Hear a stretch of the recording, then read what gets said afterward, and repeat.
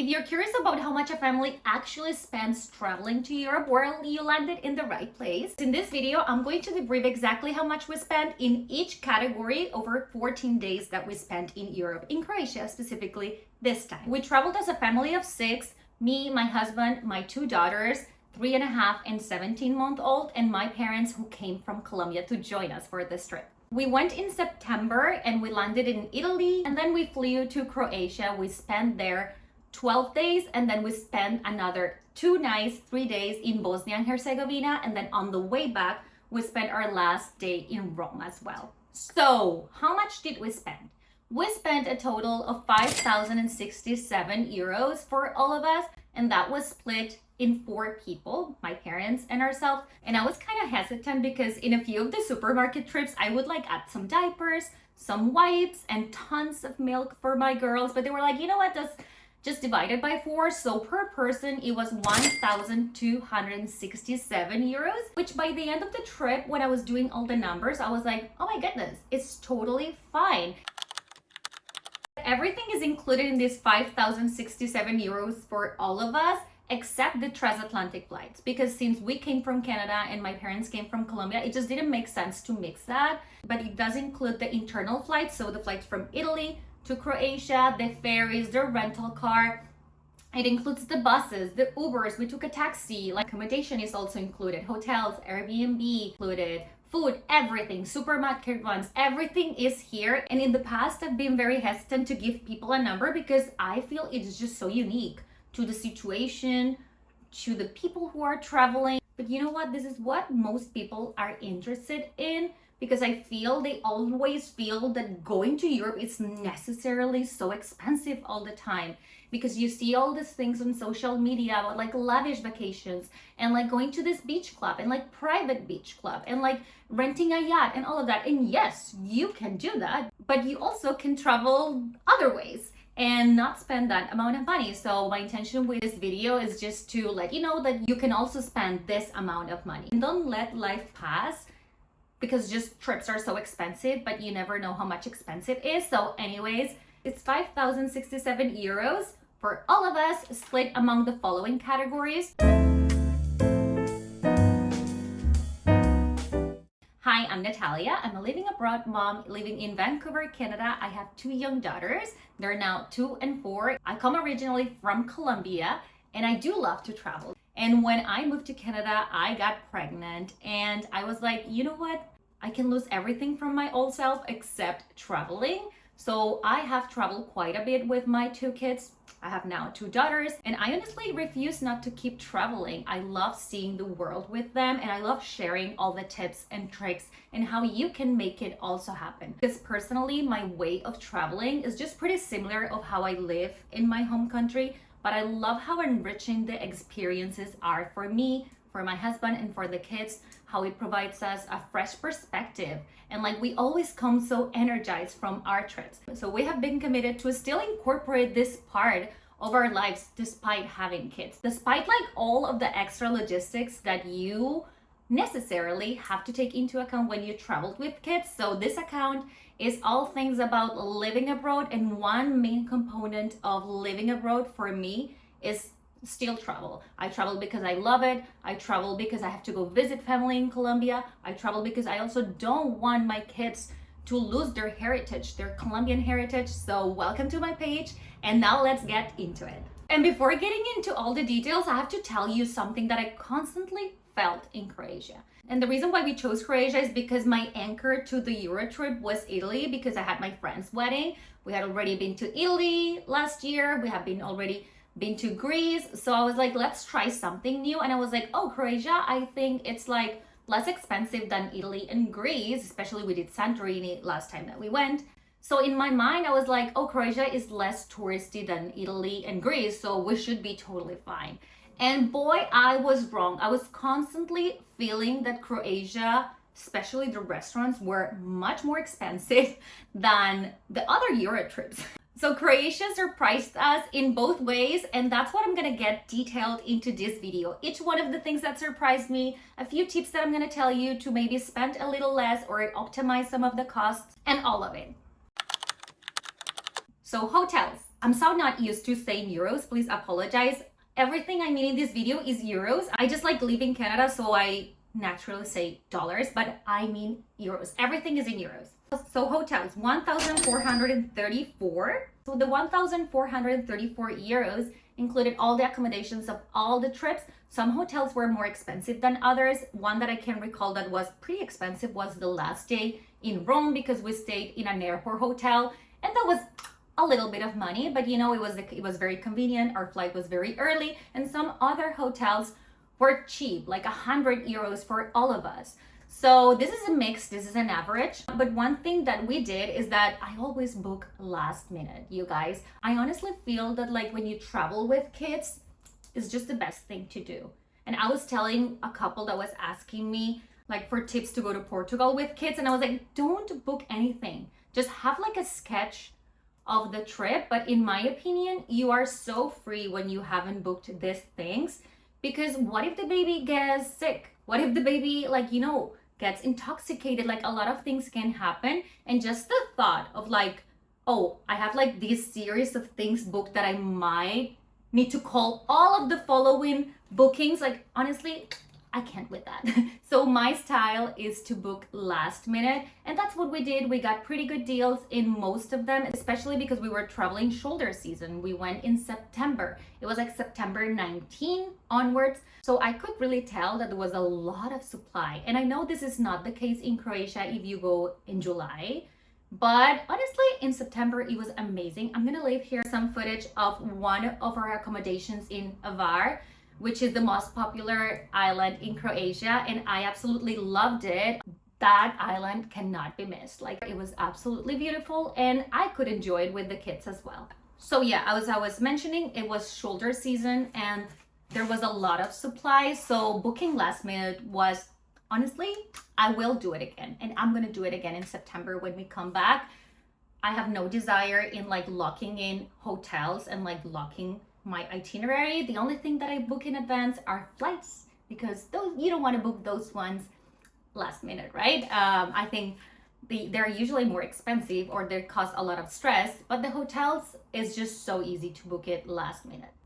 The platforms that we use for the hotels are booking.com. I honestly much preferred this time booking through Booking than Airbnb. And then another tip that I want to give you, because we had 2 kids, right, is that whenever we would put in the searching bar 2 kids, we would get like awful results. Like, we would get super huge villas. Yeah, we would get like big apartments for like 10 people or stuff like that. So when this first happened to me, I kind of panicked, because I was like, oh my goodness, like there's nowhere to stay. But I quickly realized that Booking and then most search bars from these accommodation portals, whenever you put 2 kids, it counts the kids as an adult. So it would immediately show you other options, like much bigger, much expensive options. So what we ended up doing is that since our young one, she was 17 months old, and honestly, both of them would like sleep with us. It's not that we needed extra beds or like extra accommodation. I would only book for like my 3.5-year-old. And then I would ask the host like, hey, I have an 18-month-old. Are you okay if she comes, or do I have to pay an extra fee? And honestly, most of the cases, they were totally fine. So I found that it was more something about like the search engines from the accommodation portals than like the host itself. You know what I mean? And then I would find like amazing deals. As I say, we found this apartment right in Hvar for like 150 euros for all of us. And we were like in shock. So we extended our stay in Hvar, which is another reason why I like to travel without booking the hotels, is because if you like a place, why not staying an extra night? Like, honestly, I feel there's no better feeling than like slow travel, and you can always do slow travel. Even if you take only 2 weeks, like you can give the 2 weeks. If you're loving that place, why not stay a little longer? So that's another advantage if you want to consider booking last minute like we do. Okay, on to the next category. It is transportation. We spent a total of 1,025 euros, and this covers everything. We mostly use ferries in Croatia to move us around, but we also took a few Uber, we also took the bus, and then in the last minute, we decided that we wanted to do Bosnia Herzegovina, the last 2 nights, 3 days. So we rented a car. So this is included in this whole amount. But let me go first by ferries because as I said, that's what we mostly used in Croatia. It was super easy to take the ferries and I cannot stress this enough. It was so smooth. Because you guys, the previous year we went to Greece and I was by the ferries. How they treat you, I was pretty traumatized by how they treat you in the Greek ferries. So I was like expecting that as well. And I have to tell you that absolutely not. The ferries in Croatia were so smooth, so organized. Nobody yells at us, nobody. It was on time and it was just perfect. No regrets. We took the double stroller, our luggage, everything was so smooth. I also felt like the price was super okay. So the first ferry that we took, it was split to Bol, the island, and I think it was like 7.50 euros. The following ferry that we took, it was Bol to Avar. That was 25 euros per person. Then Avar, Korčula, it was also 25 euros per person. And then the last stretch, I think it was like 50 euros. So Korčula, Dubrovnik was 50 euros. So it was totally fine. And honestly, if I did it again, I would do it again with the ferries because I felt it was just amazing. Because you know what? I hesitated. Like I was like, I'm with 2 kids and luggage and then like, you know, island hopping, is it really gonna be worth it? Isn't it better to like rent a car? And I have no regrets. I have no regrets. So next on to the Uber. We took a few Ubers without the girls and it was actually because my dad's luggage didn't arrive. So we had to go back to the airport and then come back. And then the Uber was super more convenient than the taxis because in Dubrovnik, we also took a taxi from Dubrovnik Old Town because apparently Ubers are not allowed to enter the city center, so only taxis. And we felt ripped off. So if you can choose Uber instead of taxis, well, I would highly recommend it. Then buses, we took buses as well. And actually my first interaction with the buses was at the airport. So we took a flight from Italy to Croatia early morning. And then I remember my husband, Miguel, he was going to order Uber. So we need to order 2 Ubers because we were 6 people. And it was 65 euros each Uber. And in my husband's mind, he was like, you know what? Like, it's vacation, let's do it. And I'm like, no, wait a minute. I want to take a minute to see if there's like an alternative way to get to the city center because I mean, like, there's usually other ways. And I actually looked it up and I found a bus that was like 4 euros. And you guys, like, it took us straight from the airport to the city center. And then we had to walk like 10 minutes to our Airbnb. And it was perfect. So we ended up paying 16 euros instead of the 130 euros that was going to be the 2 taxis. So I kind of love the bus system. And by doing this trip, the airport to the city center by bus, we learned that that bus was the exact same bus that would take us to Trogir, which is a historical UNESCO beautiful city that you cannot miss if you go to Split. So that's what we did when we went to Trogir for the day. We just went and came by bus. And it was perfect. For the rental car, I'm not sure if we got a good deal, honestly, especially because we did it last minute. The car rental, I honestly don't love to do it last minute because I feel it's kind of the same as the flights.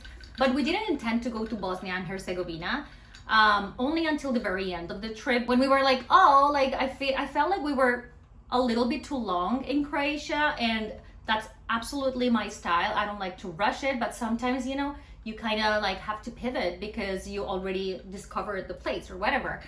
So that's what happened to us. So we rented a car to go to Bosnia and Herzegovina. And the first thing is that we needed a 7-seater, right? Because we were 6 people. So these type of cars are much more expensive in Europe because they're not common. And they're like not easy to park, you know, to find parking for a bigger car and all of that. So a little disclaimer there, we might have spend a little bit more in the car rental, but it was like the nature of our trip. We were going as a family of 6. There was nothing we could do, and that no regrets because Bosnia and Herzegovina, so beautiful and so different than Croatia. Because at some point, I don't know if it happens to you guys, but at some point I'm like, I take for granted the beautiful views that I'm having. And that's what happened to me the last few days in Croatia. I was like, oh, maybe we can like pivot, maybe we can go to Montenegro or something. And we ended up like going to Bosnia. And then the moment we got to Mostar, I was like, oh my goodness, this is so beautiful. The vibes were so different. But anyways, maybe we spent a little bit in the car rental, but so worth it. This includes everything around food. eating out, restaurants, supermarkets. We would buy like a pastry in the street, that was included there. We wanted a couple of beers from the supermarket, all of that is included. Everything around food is included. For restaurants, we spent 711 euros. And I do have to say that I was kind of impressed at how the restaurants in Croatia were expensive, because when I was designing the trip, I was like thinking in my mind like Greece and Italy prices, and our style of traveling is like eating out maybe once a day and then like a little treat in the streets, but we like to eat like well, you know, like in the touristic areas, because it's like the vibes and all of that. And we found that to be so expensive in Croatia. In my mind, and I had budgeted the restaurant piece of the trip to be like Italy and Greece, where, you know, like, yeah, there's like expensive restaurants, but if you do your due diligence and your little research, you can find cheaper options still within like walking distance and all of that. And I felt that in Croatia, there was just like none of that. It was either those prices or those prices. It was not like in Greece that you like, you know, you go down the alley and then you find like a souvlaki place, like very local one. And then of course, like by the marinas, by the bay, you find like the nice restaurant. I felt that in Croatia, everything was like to the nice side. Also, you guys, because I have 2 toddlers, so not all of my meals, I do enjoy them to the fullest to pay those prices. You know what I mean? But then on the other side, there's the supermarkets. That's like the workaround. And so we had breakfast at the Airbnbs, the apartments, usually buying the food in the supermarket.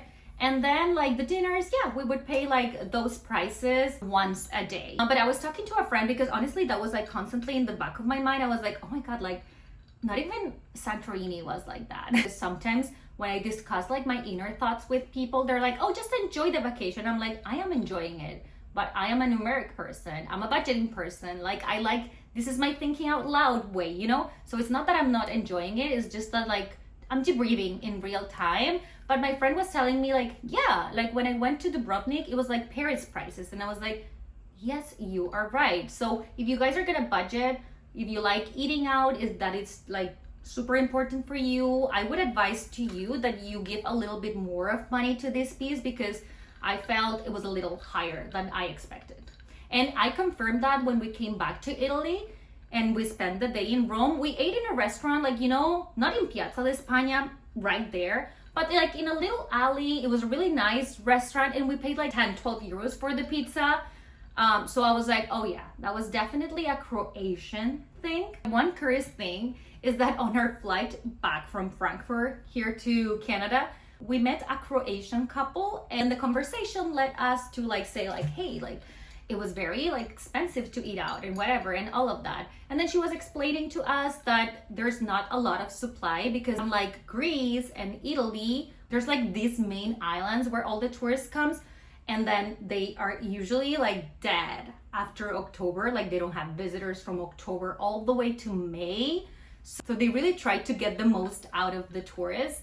So I just thought it was worth telling you guys. That was a shocker for me. And then of course gelato, because we ate a ton of gelato.